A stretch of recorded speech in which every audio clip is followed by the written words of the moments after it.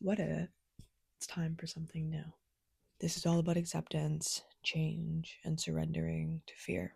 This past week, I was made aware of an upcoming ending that changes everything. The circumstance has been part of my life for a while now, and I've grown comfortable with it. Many of my plans for the year relied on the steadiness of this circumstance. Turns out, plans don't always stand a chance. It is important to note that regardless of my comfort, I have been trying to foster an ending on my own terms.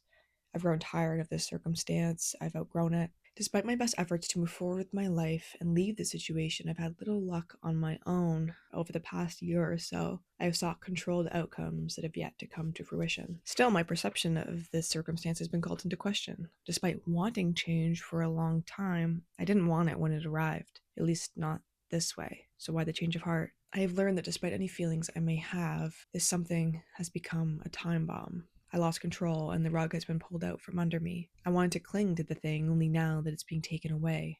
I thought I hated it. So the situation now is a countdown that I did not start. I have only a few months to get my shit together, more together than it has been in the year and a half leading up to this.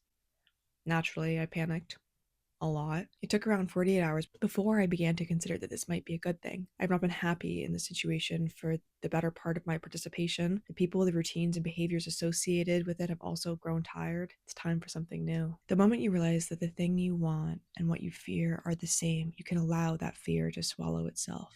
Any doubts I have around my ability to succeed without the situation that I'd counted on must also be weighed against the very real and honest truth that I wanted this to end, even if it's not on my own terms, especially if it's not on my own terms. I don't think I'm alone in this contradiction. I often catch myself waiting for the next thing to change my life. I sit tapping my foot, staring at the walls, and praying for the thing that will take me where I want to go. In my imagination, there is no fear, no grief. I get to have the ideal circumstances. It is sudden, swift, painless. Why didn't I predict that this change could or would be accomplished in this stressful, less ideal way? If it's time for something new, perhaps it is an oversight of our assumption that newness must and should be without fear or challenge. Perhaps we envision our future with this excitement that has become isolated from the nature of change in our imaginations. We've forgotten that excitement also feels a lot like anxiety and that the unknown often feels precarious. In my situation, it was hardly within my initial instincts to recognize the benefit of this prescribed loss. It was only after listing the stresses associated with the change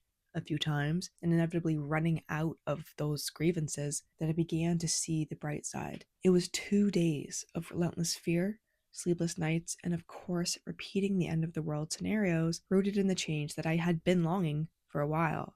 I painted the horrible picture before I realized that I was framing it all wrong. I began to wonder how I would have felt had the same outcome occurred in a different way. If this upcoming ending was accomplished through my intended means, I would still be incredibly frightened, just differently. I'd be uncomfortable, as change often makes us. I'd be uncertain, as any thought of the future tends to do. So, really, what is the difference? The goal has been accomplished in this weird other way.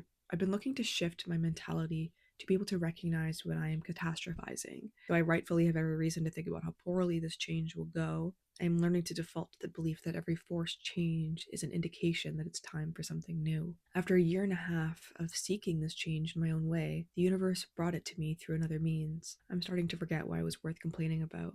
Though instability is no joke, I was depriving myself of the silver lining, the fact that this ending is an ending I wanted, even if the next beginning is unclear. This is scary, but I was going to be scared either way. I still feel uncertain, but that's nothing new. What if it's time for something new? That's it.